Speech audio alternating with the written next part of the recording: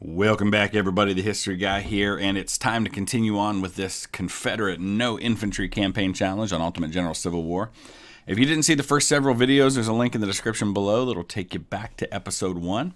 If you're not familiar with what this is all about, what I'm doing here is I'm playing through the entire Confederate campaign on Colonel difficulty with no infantry.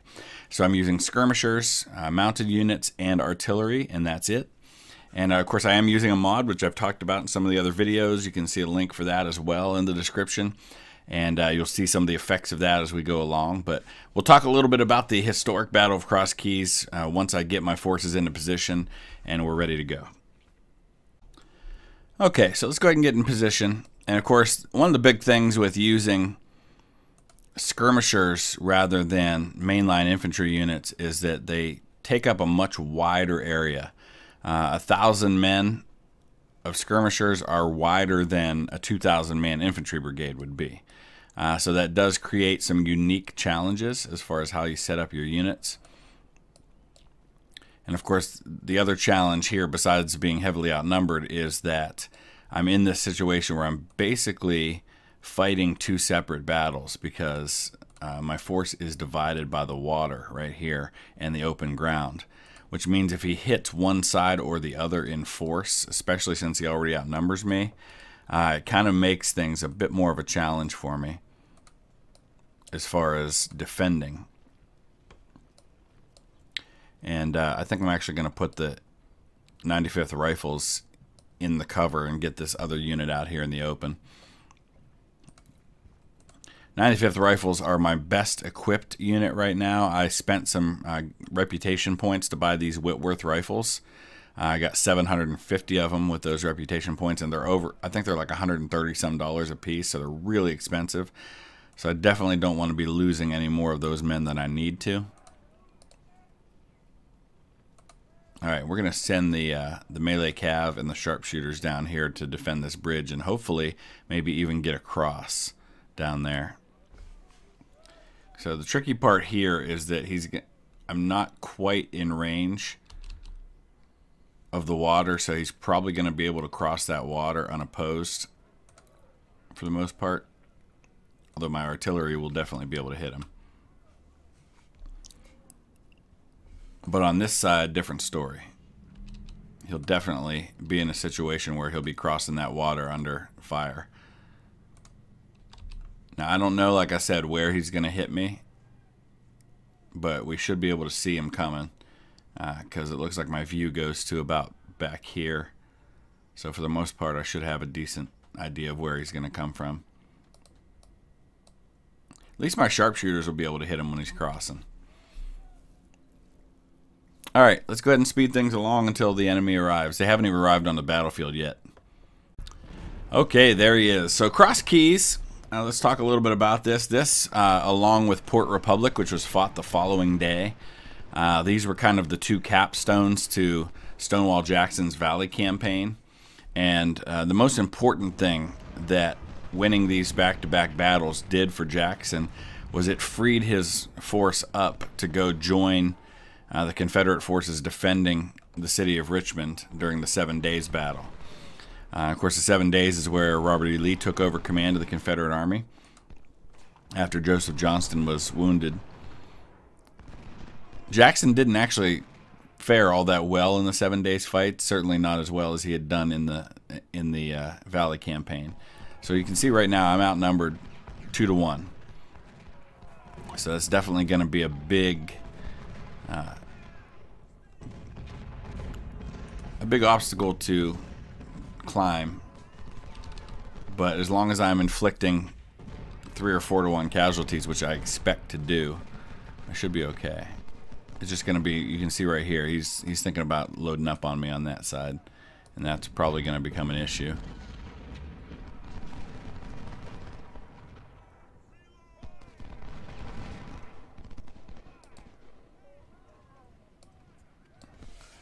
Let's keep these guys in as much cover as I possibly can.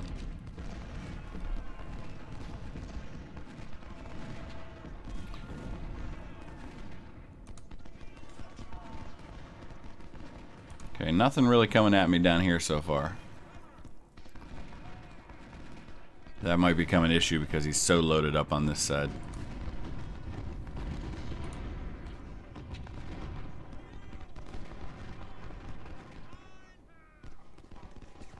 Alright, I'm going to go ahead and cross the mounted units over because I feel like I'm going to need them back here to disrupt things over on his right before he overwhelms me. Pryor can't take even casualties like that for too long and expect to be okay.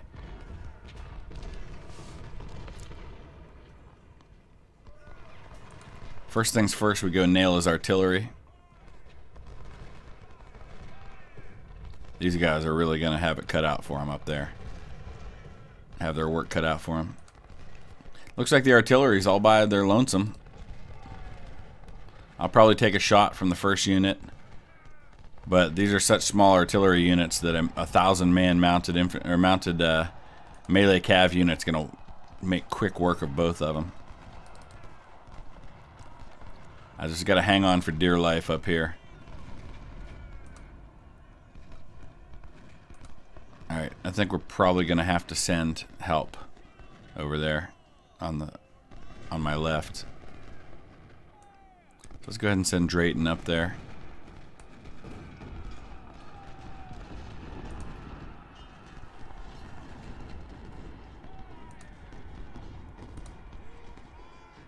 Nice. Routed that unit. Alright, let's go nail this other artillery unit that's way out here in the back. Alright, these guys are holding their own. I mean, Pryor's not, but he's a mounted infantry unit, and they just don't have the range with the weapons, or the skill with those weapons. But you can see these guys are doing pretty well.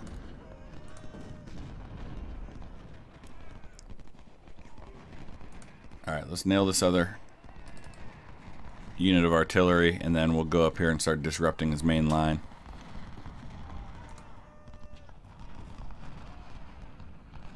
Gonna send one of these batteries up there too. Alright, if we can get Drayton into position up here to replace this mounted infantry unit, that'll be a big help.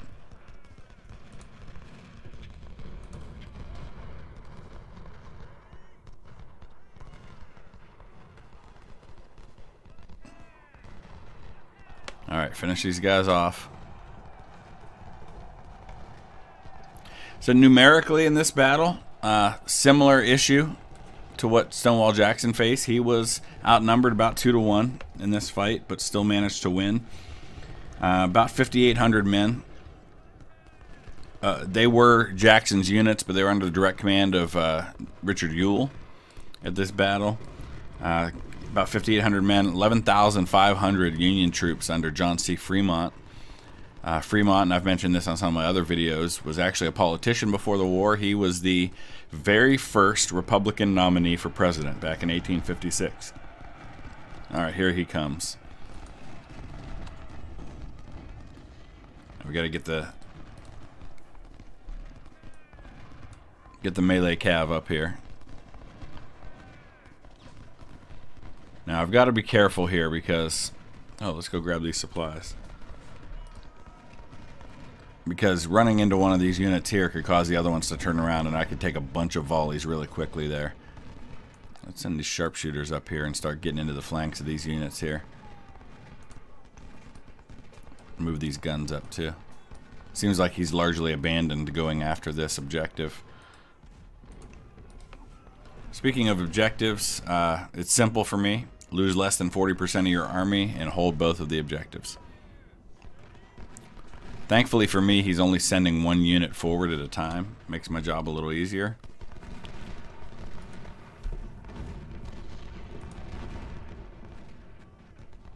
Alright, captured his supplies. I'm going to keep them over there, though. I really don't need them. And let's go ahead and pause and look at the numerical situation. So he started out with 7,000 more men than me. That's down to about 6,200. He's lost nearly 3,000 men to my 230 so far. I've also taken out almost all of his artillery. It looks like there's a battery somewhere out there. I don't see it though. so it's hiding somewhere. There's still 9 guns somewhere I haven't accounted for.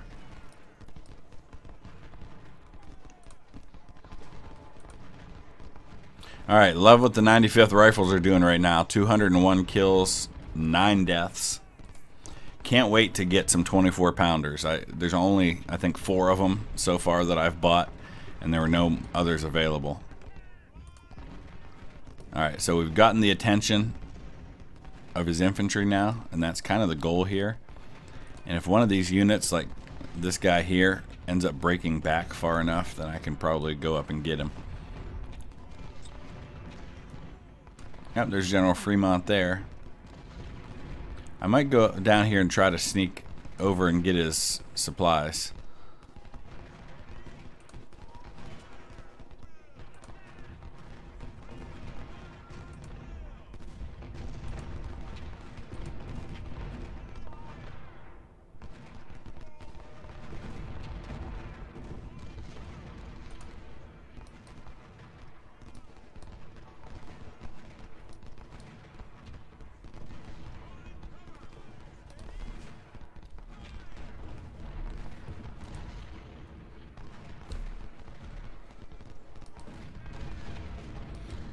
Only tricky part is the woods are in the way. It's going to slow me down a little bit.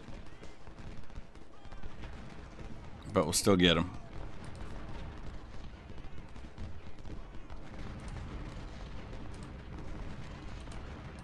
Alright, take a couple shots from him in my flank, but that's not a huge deal.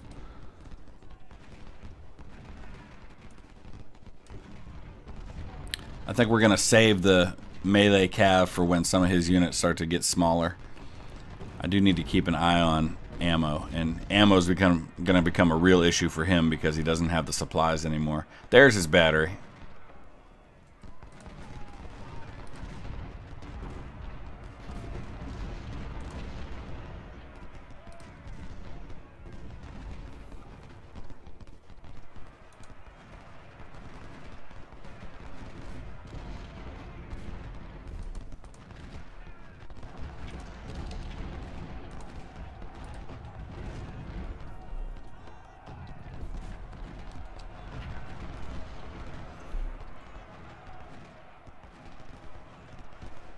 Alright, oh, I was about to back the sharpshooters up, but they took care of business okay.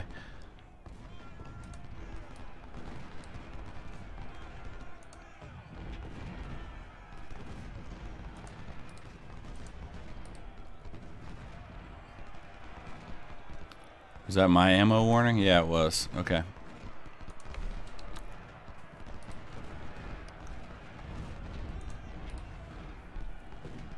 Alright. He sent 2 units forward, and I'm going to have some issues with that. I'm going to drop these guys back. They don't need to be up that close.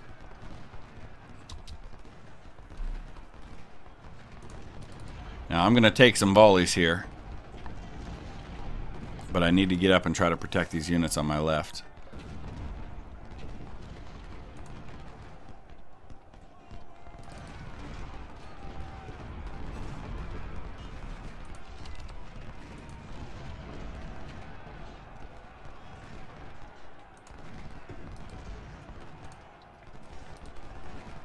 So I'm actually intentionally breaking back through so that I'll be on this side and I can come up and help out with these melee attacks.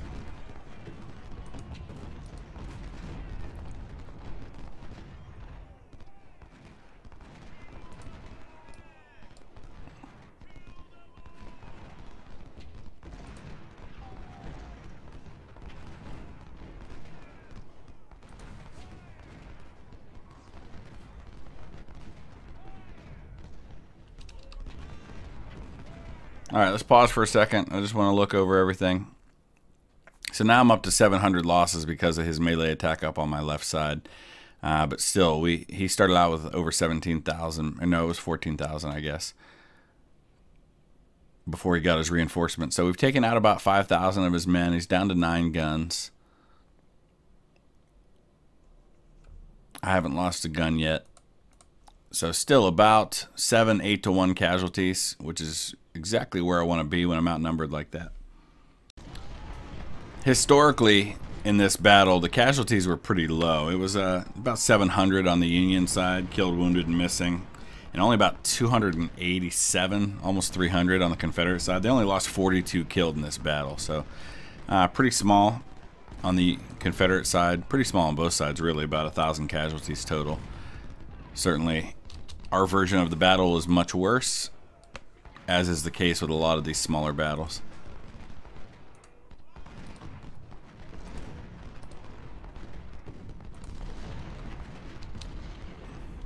Alright, we're going to let Ransom recover a little bit, his morale and his condition.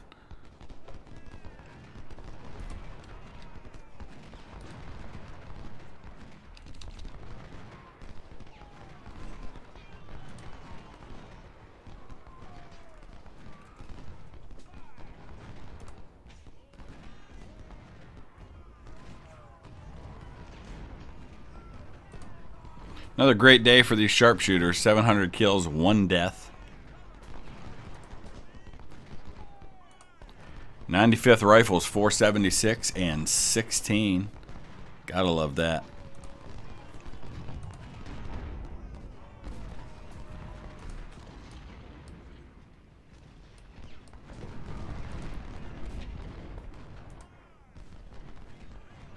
I don't know if I can route these guys from over here now. If I route them there, they're gonna come back toward the lines. I don't want that.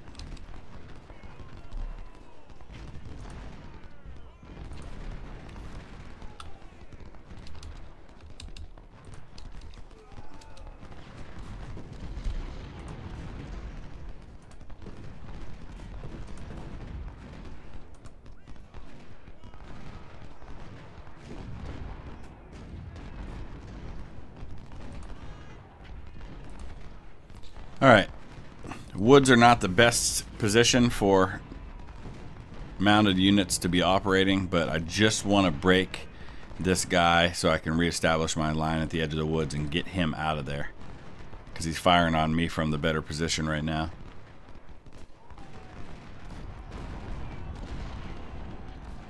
And even if I'm not inflicting casualties, hitting him with this melee cav should do that. Oh, careful, Ransom. Don't fall back through him onto the other side.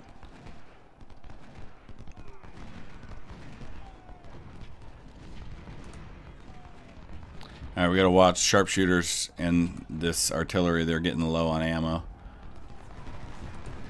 So even though Cutshaw is using the ammo I'm giving him as fast as I can give it to him, we're just gonna have to abandon him for a little bit to give ammo to that other side.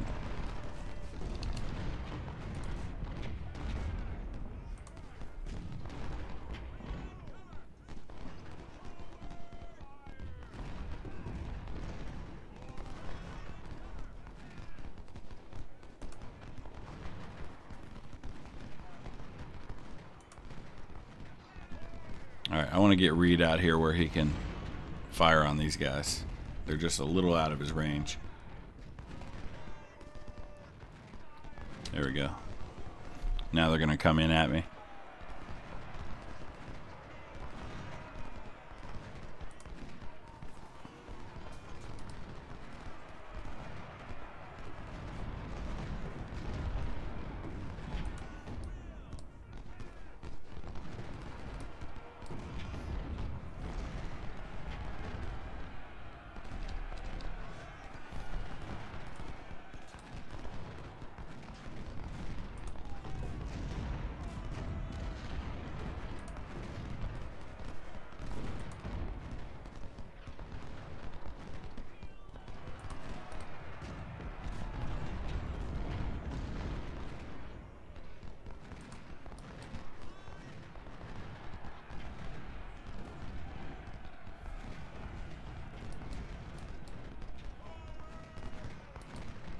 Keep moving. I want to keep those skirmishers outside the woods.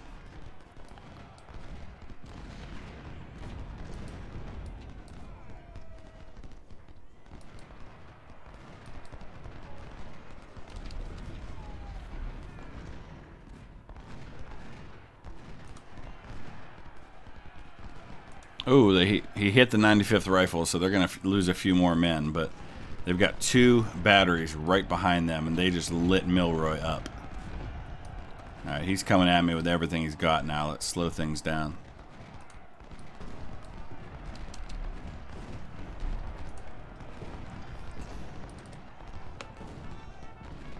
And again, cavalry's going to take some casualties from volleys with these units behind, but I'm using them more as kind of a shock force to disrupt the attack.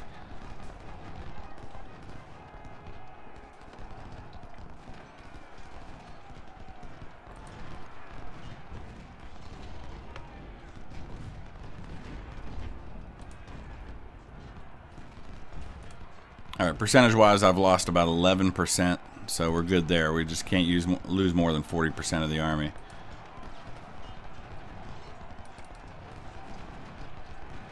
Alright, Ransom, get out of there.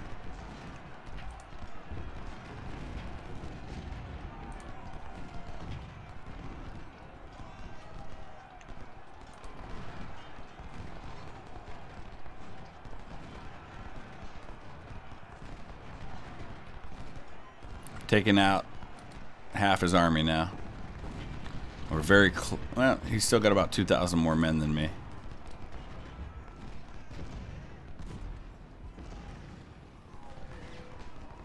But again, I took 2 of his supplies, so eventually that's going to become an issue for him.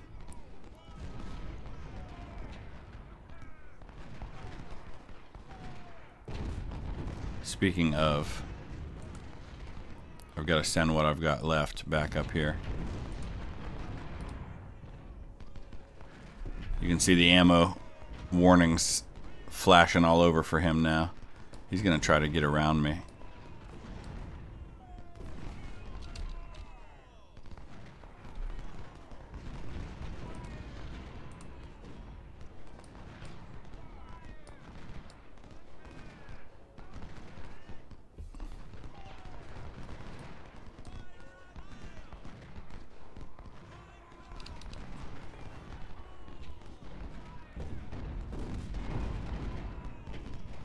Supplies are a-coming, boys.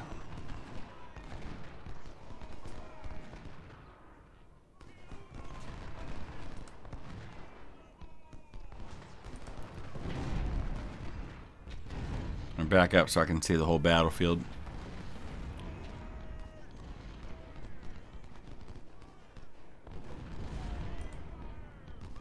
Now, his units are getting small enough that we're going to start seeing them disintegrate before long. I'm going to send my melee cav back out and behind his force again.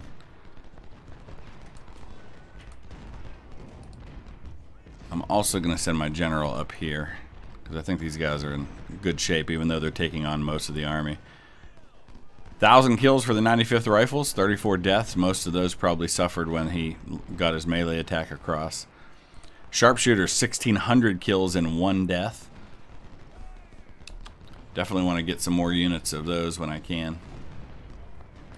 They're much more effective with the mod because they require far less micromanagement with the mod, which is, as I mentioned before, the main reason I don't use sharpshooters more in the main game. The vanilla, the unmodded version.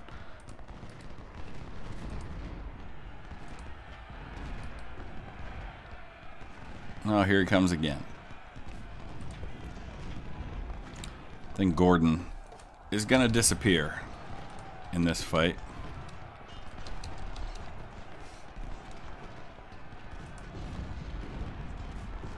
He may make it back across. We'll see. Alright, I'm going to take out this battery.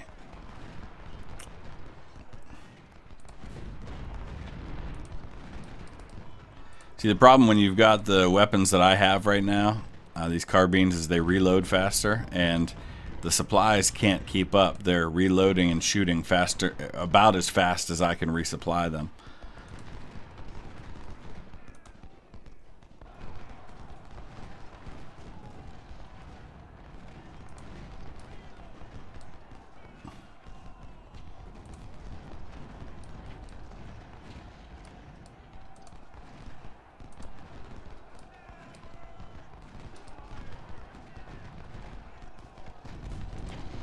Alright, took out his last battery.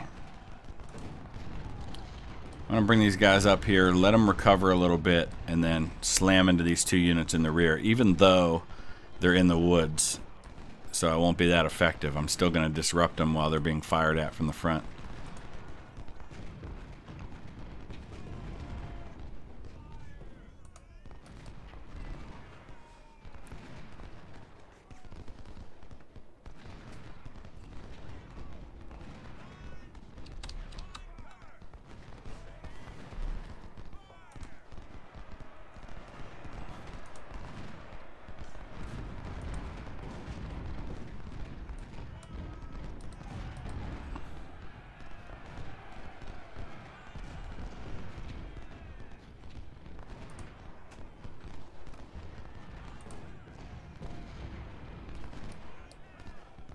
Alright, I'm going to bring the sharpshooters down here and hit these skirmishers. Ammo's an issue for them, but that's okay.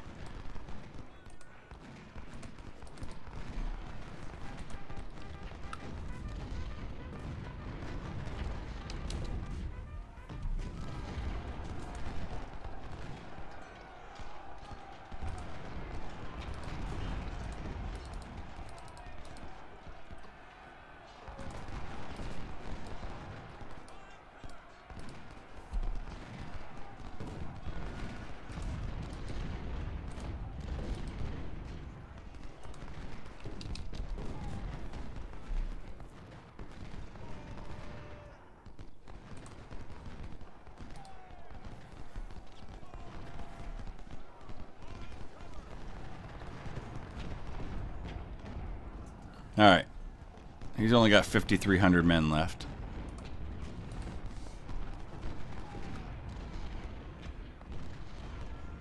My goodness, look at the craters from the artillery here.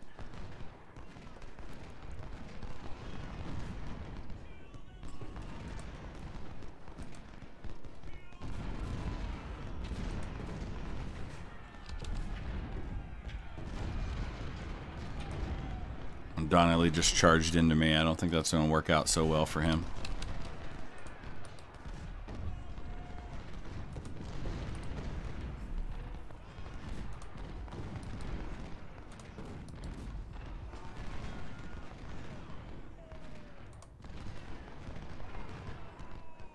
And you can see the sharpshooters immediately, as soon as they stopped firing on that unit, they turned and started firing on Beale, which I don't think they would do normally in the vanilla game.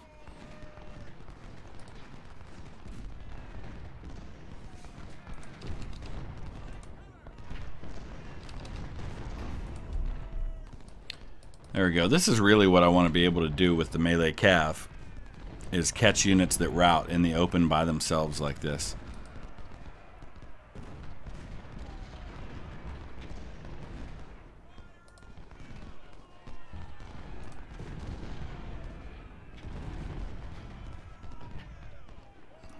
And once we finish off Donnelly, I can do the same with these guys up here. There we go. That puts him down to just 4,000 men left on the field. Oh, look at this. He actually just drove me out of the objective.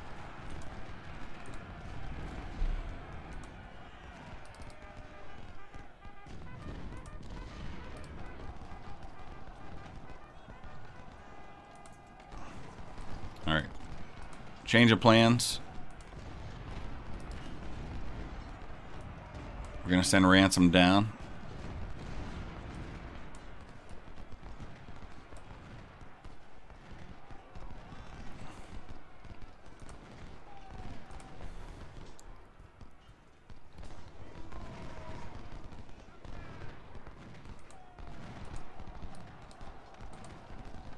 Oh, nice. We just got Beale to surrender.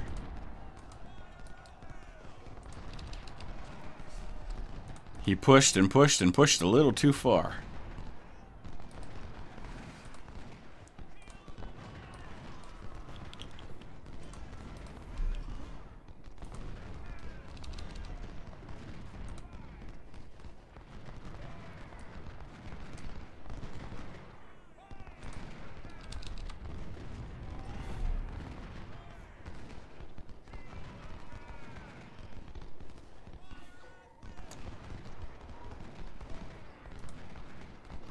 Alright, get down here with the melee cav. We're going to take out these 2 units.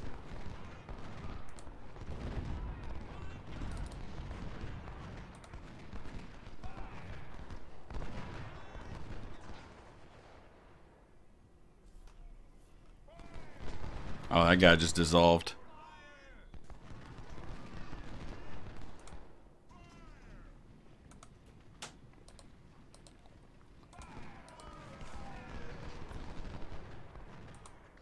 Skirmisher surrendered.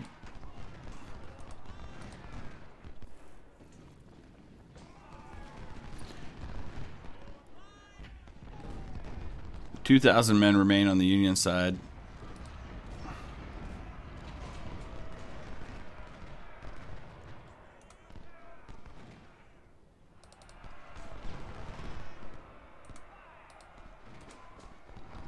Alright, let's mount these guys up.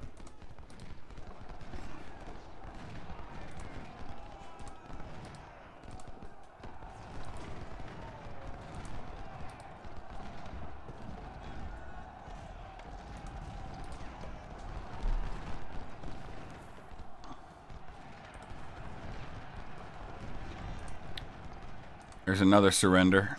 Get those skirmishers out of there.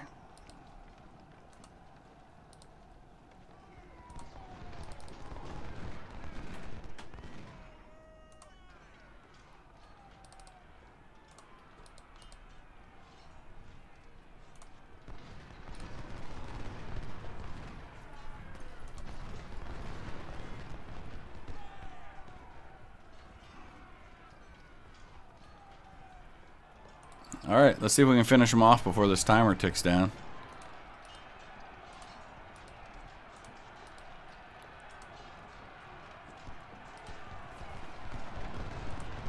Only one I might not get to is that guy up here on my left.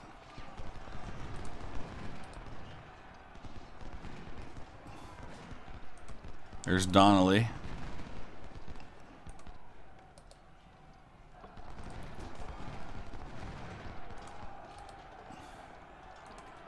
Alright. This is going to be close. I think we're going to have time to get him, though. And there it is. Alright, we took out the entire army at a loss of 675 infantry and 800 cavalry. And again, I was a little reckless with my cavalry, but not enough so that they were in danger because they were so large. It really frees you up to be able to do more with them. So, good day. Inflicted tons of casualties, grabbed 2 units of supplies, so there's almost $10,000 worth of supplies.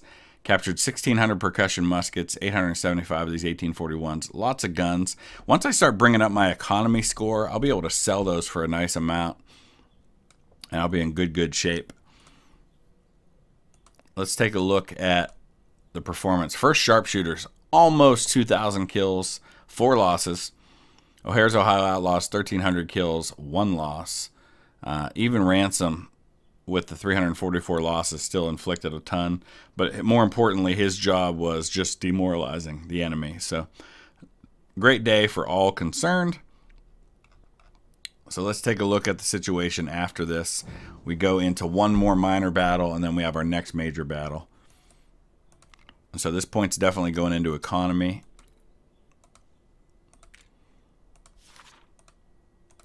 Port Republic's the next fight. Going to be a similar situation. Only this time I'm assaulting, and he's got a much smaller force. So should be in good shape for that one. But we'll come back in a few days with that fight. Let me know your thoughts. Part of me almost feels like this is going to be too easy. But I know there are going to be some tough fights to come. So I'm not going to say that just quite yet. In fact, I'm going to buy this Brigadier General. You can see they're much more expensive with the mod, almost $21,000 for a Brigadier General. And of course, my general is only a colonel, my corps commander. So those things kind of happen a little more slowly. So there's some pluses and minuses for me in this campaign with that mod, but I'm very happy with it so far. So let's just take a look real quick. Nobody's quite hit 2 stars yet, but we've got some units that are getting close. By the time we get to, or at least get through, our next major battle, I'm definitely going to have some 2 stars. So let's just take a look real quick. Nobody's quite hit 2 stars yet, but we've got some units that are getting close. By the time we get to, or at least get through, our next major battle, I'm definitely going to have some 2 stars. 2-star units. And you can see in the armory, I've got a ton. These percussion muskets, every time I drive up my economy score by 1, I think the value of those goes up by $1. So they're never going to be worth a ton, but the more I drive up my economy points, the more they're going to be worth when I sell them. Right now I could get 50,000 for them, but I like to get more than that if I can. Even the Whitworths, you're not going to sell them for that much. So I think the mod probably affects that too. Maybe Panda Kraut can speak to that. Normally you'd be able to get a lot more out of these weapons than you do, but you're capturing a lot more weapons with the mod than you otherwise would. So it's all just kind of, getting used to a different way of doing things. So let me know your thoughts. Please hit that thumbs up. Please subscribe if you haven't already, and we will see you again at the end of the week with the next battle. Thanks for watching.